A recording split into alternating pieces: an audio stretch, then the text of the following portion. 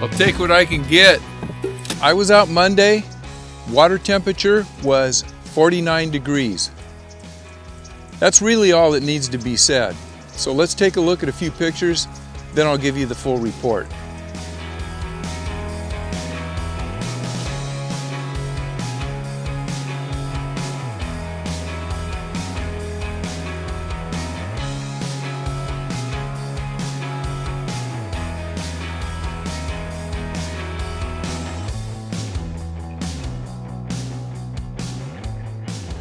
Hi everyone, thanks for joining me. You're watching In Deep on the Delta. This is the weekly report for December 11th, and I want to start off with a real important reminder to all of you boat owners. If you have not checked your registration and your mussel sticker, make sure you check that. I checked mine last week, and I don't know why, but as I was walking by my boat, I might have been cleaning it or something, I noticed I had a red sticker that said 25 on it, which means my sticker is good up until 2025.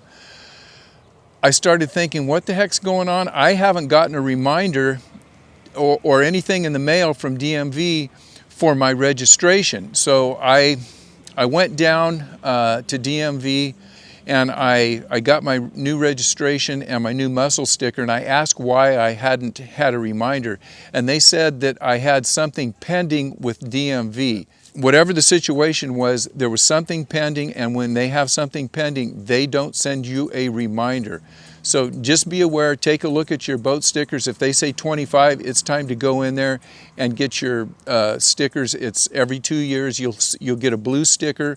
The one that's on your boat, if it says 25, is a red sticker. You'll get a blue sticker that will say, that'll be good for 2 years, 26 and 27. So just remember to check your registration and mussel sticker, make sure it's up to date.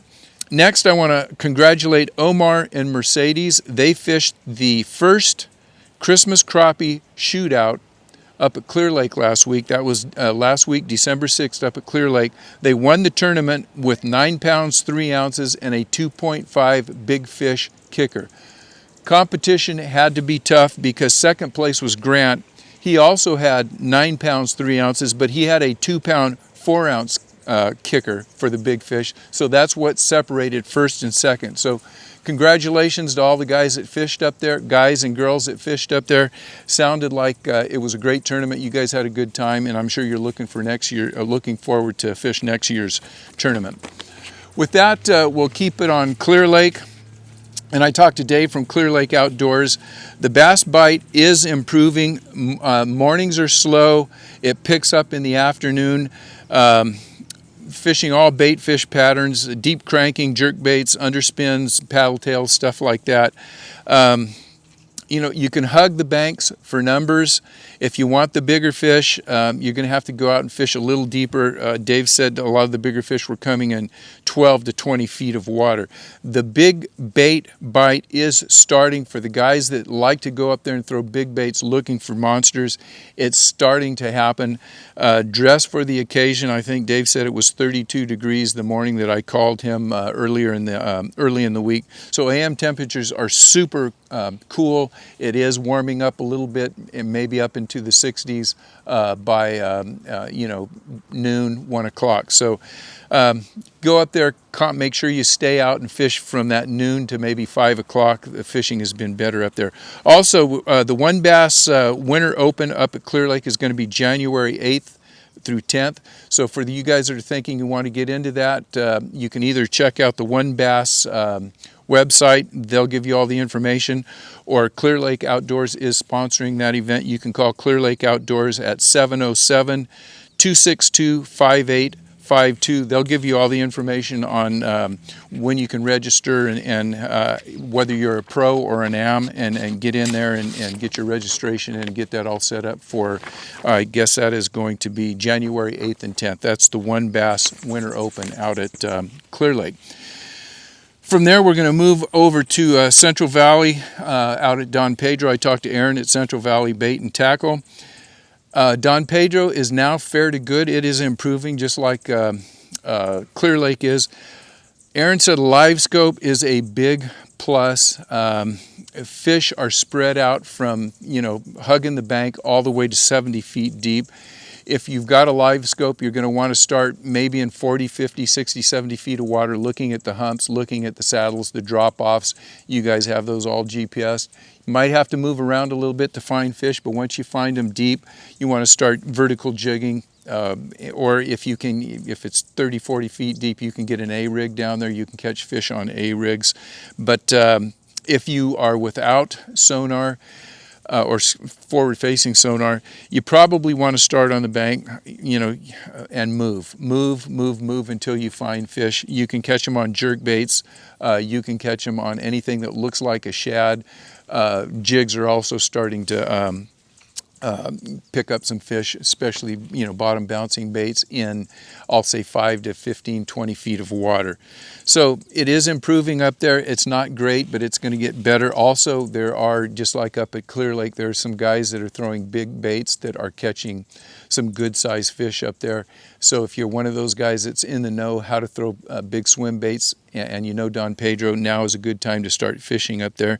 I did talk to Christian Ostrander. He's been up there guiding. He was up there last week. He's been doing pretty decent. He's having fun, and he's going to be either up there or on the Delta. If you want to get a book a trip with Christian, call Christian at 209-648-3778. And I think I've said this last week, Christian has some reduced winter rates, so now's a good time to get up there.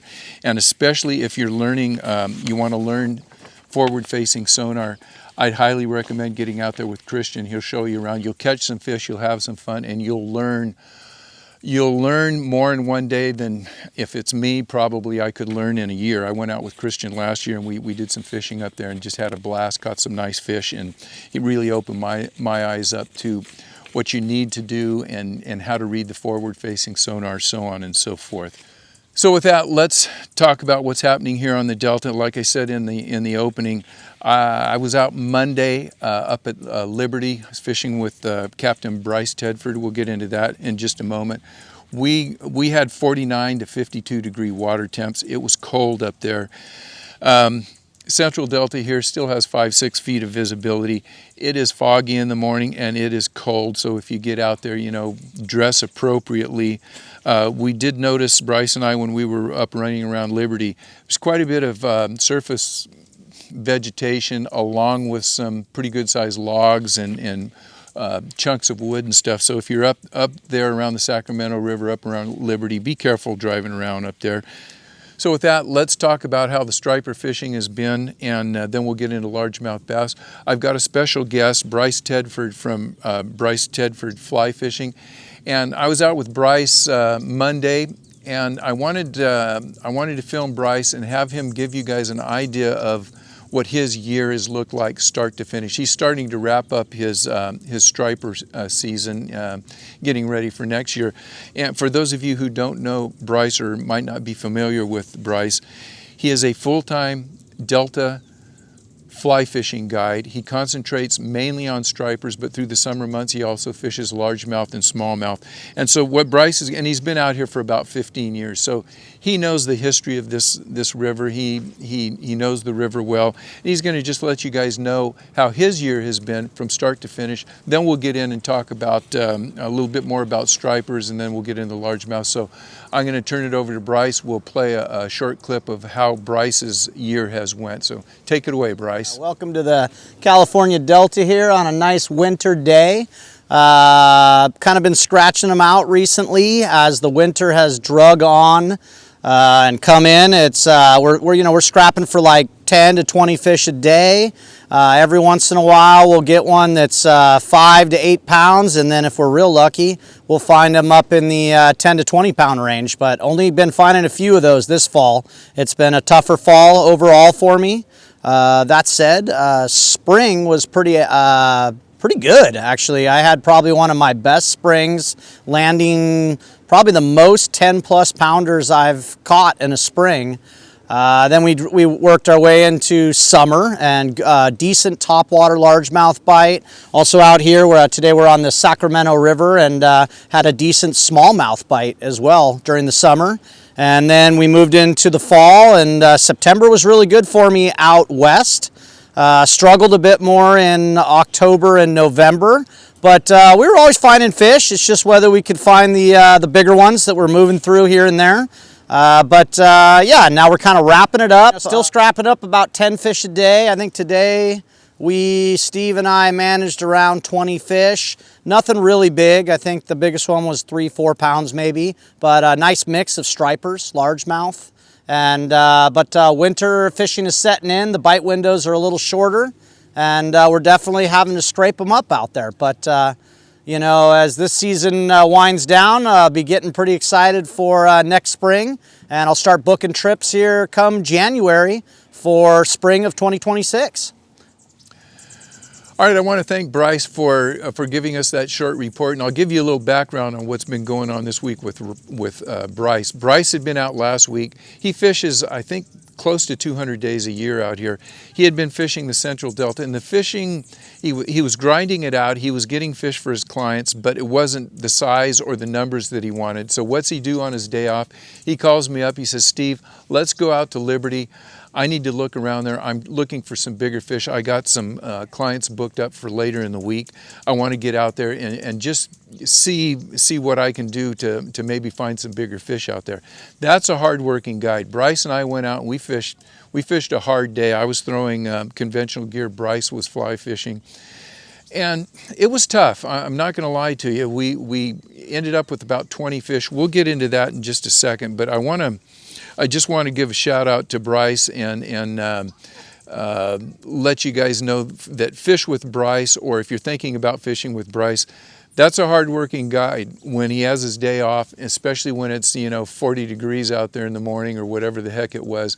Go out looking for fish. Now I talked to Bryce just before I filmed the video, the weekly report. Knowing that he wasn't going back out to Liberty because we just didn't find the numbers or the size of fish. So he's fishing back in the Central Delta. He found the fish today. I've got a couple of pictures with some of the fish that his clients caught, and that is an up-to-date striper report as of Wednesday. Bryce is fishing the Central Delta, catching fish on points, catching fish on flats. They're still here, and it's probably still worth going out for guys that are looking for stripers in the Central Delta. With that being said, most folks that have been fishing out here are pretty much thinking that the stripers are done. I talked to Joe from Core Fishing. Joe was out last week. He said the Central was slow. He did get a few fish out here, just scratching fish. He got a couple of nice ones. Joe was getting them on A-rigs and top waters. But he said, you know what, that's my last trip of the year. I think, he said, I'm going to hang it up and, we're going to wait for the fall, or excuse me, wait for next spring, and we'll get out there and start fishing again. Also, Steve Louie. Steve has been sending me reports the last few weeks. He's had a great year, but this last trip, him and his wife were out there struggling. And Steve, good for you. You're taking your wife out there in this type of weather, and you guys held it out till, end of December, still catching fish. But Steve also said, you know what? It's tough out there. I think time that they're going to hang it up and come back, when it warms up a little bit. I also got a striper report from Rob Cloutier out at the Bass Hole, and his big thumbs up for the stripers. Rob ended up out at Sherman Lake, and he caught about 20 keeper stripers. Nothing big, but all keepers. He was throwing a chatterbait. And is a big thumbs up for stripers from Rob Cloutier. I talked to him about the largemouth bass, which we're going to get into right now, and it was a big thumbs down as far as Rob was concerned with the largemouth bass. The people that have been coming in the shop that have been giving it a try, it's just been a super grind. I have been getting reports from a few folks that are out here, and it's a one and done, or a skunk, or just small fish being caught, so on and so forth. But really, I can't with good conscience tell anybody to come on out here and have a blast catching largemouth bass in the Central Delta.